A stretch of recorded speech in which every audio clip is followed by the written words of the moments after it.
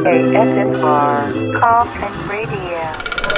Welcome to another exciting episode of Coffin Radio. I am Heartthrob Rob, and joining me is the one, the only, my favorite wrestler from the 90s, D'Lo Brown. How are you doing, brother? I'm good, brother. I'm happy to be here at WrestleCon. If you could see this place, it is sold out. We're standing right here in the middle of it. It's awesome. It's incredible to see this huge crowd for WrestleCon, especially MDMC. She brought you here. Always the best guest, always the best man. I love it to see wrestling how big it's grown, yes. How enormous it is for WrestleMania weekend. But, it's cool to see where you actually got your start, I'm a huge fan. I followed your career. I know you kind of came in through Smoky Mountain Wrestling. Yes, I did. What are your memories from Smoky Mountain and maybe Jim Cornette's maybe crazy era back then?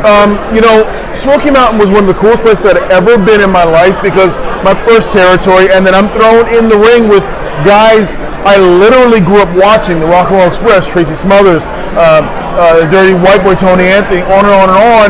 And it was a great place for me to learn. It was like going to college after high school and getting that on-the-job training. And when you got Jim Cornette teaching you promos and the Rock and Roll Express teaching you psychology and Tracy Smothers working on psychology, if you don't learn there, that's a you problem. Absolutely. I mean, when you're going against or rolling with legends like that, how can you not, You gotta learn. And, you come in hot. When you get into the WWF, you join the Nation of Domination.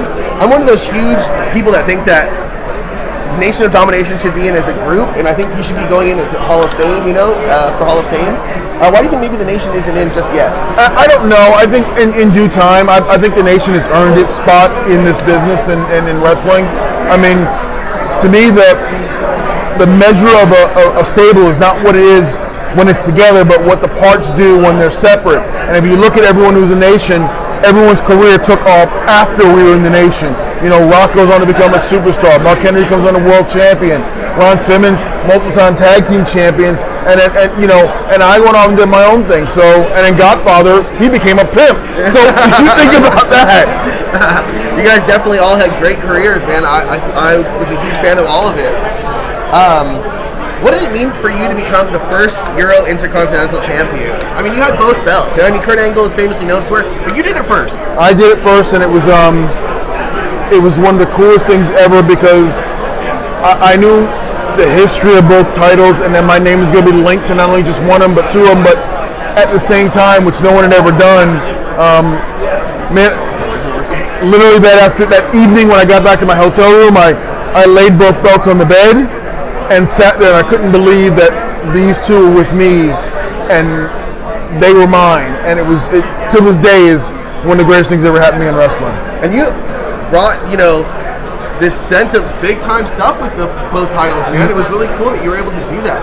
And I love that, the gimmicks that you also had for it. The head wob, and then you also had the chest protector. Can you kind of walk us through a little bit of both of those? Well, the head wob they came from, you ever seen a movie called Friday? Smoky. You got knocked up. So it was just, I saw it one day and then did it the next day on Raw, and it stuck. And then, the chest protector, that was Jim Ross's idea.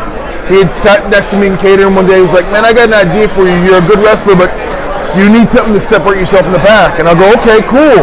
I'm thinking Jim Ross is going to give me this great idea. And he goes, "Where are we going to chest protect on you?" And I go, "Like what, Johnny Bench?" And he goes, "Well, yeah, because your chest. And think about all the people get mad at you for when you use your finish, the frog splash." And I was like, okay, they're all going to laugh at me. But then I gave in and said, let's try it, and it ended up becoming one of the coolest gimmicks in wrestling, and it's what I'm known for. So here I am 30 years later, still rolling around at conventions. People are asking me to shake my head, where's my chest protector? So it all worked out. Absolutely, man. The chest protector was over. It was over. So, later on you also go to Impact and you do the Aces and Eights era. What are some of your favorite memories from that? The Aces and Eights was so cool because it was just the build-up and the storyline, the hidden characters, the mystery that was Aces and Eights and having it unfold in front of everybody. And then finally, I guess the culminating moment is revealing Bully as the president in front of the world when no one expected it. That was a pretty cool moment. There's that moment you live for when the crowd just goes stunned silence. That was one of those moments. That's how you know you worked on it. That's how you know you got it. you know, and then later on, you did producing for a long time for Impact Wrestling. What were some of your favorite joys of now putting together matches, and putting together shows, or making this whole thing exist? Well, the cool part about it is after you've done it, then you become like the father figure who wants to teach other people how to do it. So I couldn't point out one moment, but I can just point out scenarios where I'm talking to somebody during the day and I give them an idea about their match. They go out and do it, and you see their eyes light up and go, "That worked!" And then come back and they're giddy. You know, I mean, it makes you feel like it's almost as close as me doing it myself.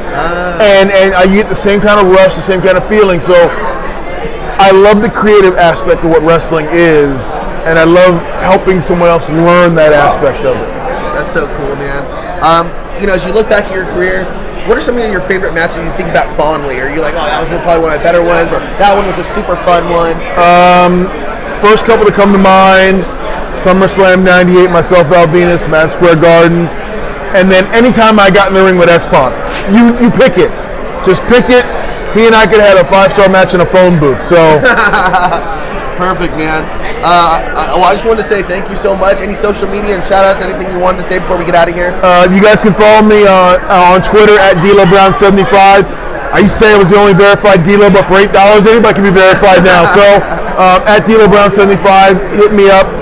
Ask me questions. I'm usually talking wrestling, Chicago Bears football, or Liverpool soccer. So hit me up. Perfect. D-Lo, thank you so much, man. I really appreciate it, brother. My pleasure, dog. Thank you. And if you like what you're watching, then hop in the Coffin. Follow us on social media at Coffin Radio. Coffin is spelled with a K. And that's all for today. KSFR Coffin Radio.